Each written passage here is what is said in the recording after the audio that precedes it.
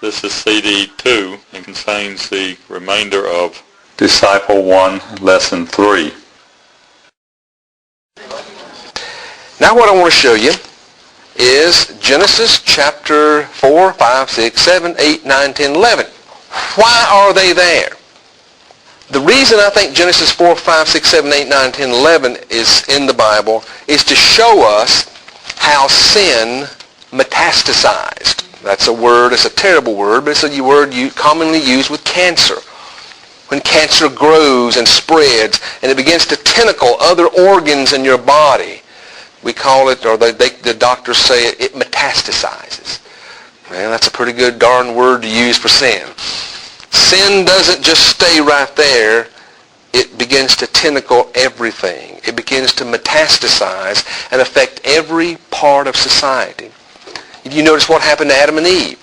As soon as death entered their life and suddenly they were separated from God. Well, how did that affect them? Well, all of a sudden we see a wall going up between Adam and Eve. So it affected them relationally. Okay? Well, we're going to see now how sin grew and affected society in every way. But what I want to show you, and this is the good news, is that every point when it appears that evil and the curse and sin has won, contraire. Grace is always right there and has the last word. I want to show you some interesting things. Now, Genesis chapter 3 is the cause. Chapters 4 through 11 are the effects. But at every point we'll see grace. Now, look at chapter 3 just a moment. When Adam and Eve said, I will not trust you, I will not believe you, I'm going to do things my way because I want to know what you know and I want to be you. They sinned, they messed up. So sin entered the picture. Okay? But now, right there in Genesis chapter 3, Johnny on the spot, we see 3 places where God's grace steps in quickly. Quickly. Now let me see if you can pick out the 3 places in chapter. What are 3 things that happen in chapter 3 after they sin where we see God's grace, Johnny on the spot? Okay, he does that. But, okay, did you hear that? God provided clothing. Now, no, this is interesting. They tried to cover up their guilt and shame with their own works, their own efforts. The fig leaves represent their attempt to say, okay, God, I realize something's wrong with me and I'm guilty and I'm shameful, but just give me time and I'll do better and I'll do good and No. God steps in and says, take those fig leaves off. And what does God cover them with? Now think, if God covered them with an animal skin, where did he get the animal skin? Well, the animals were there first. So did God make a sacrifice? So God made the first sacrifice. Now, as I said earlier, a lot of times I have to jump to the end of the book to give you the full picture.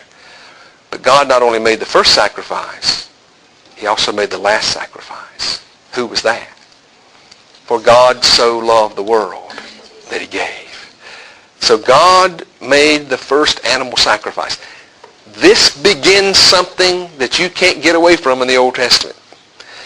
This idea of the sacrifice of animals and the bloodletting and all of that, we'll talk all about that. But how all this becomes a preparatory picture of why Christ came to do what he did and why he had to do it. But it all starts right here in the garden. The problem started in the garden, but the solution started in the garden. God makes an animal sacrifice and says, no, fig leaves won't cover you. It's going to take a sacrifice to cover your guilt and your shame. Did you see The Passion, the movie The Passion? Okay. Keep that in mind as we talk about these things. All right, so the coverings. All right, what is another piece of grace that you see here in Genesis chapter 3? Okay, I heard it. Got to look at 3:15. Got to look at it. And by the way, let me give you, let me be alliterative here. The skins, that's God's provision. Now what I want to look at is God's promise. Look with me at Genesis chapter 3, verse 15. And by the way, this is a verse that you need to highlight and memorize. You will hear me say this verse so much, you will dream about it in your sleep, and you will get sick of it. But theologians call Genesis chapter 3:15 the proto-evangelium, which means the first mention of the good news. Look at it. It's hidden in there. You've got to look carefully.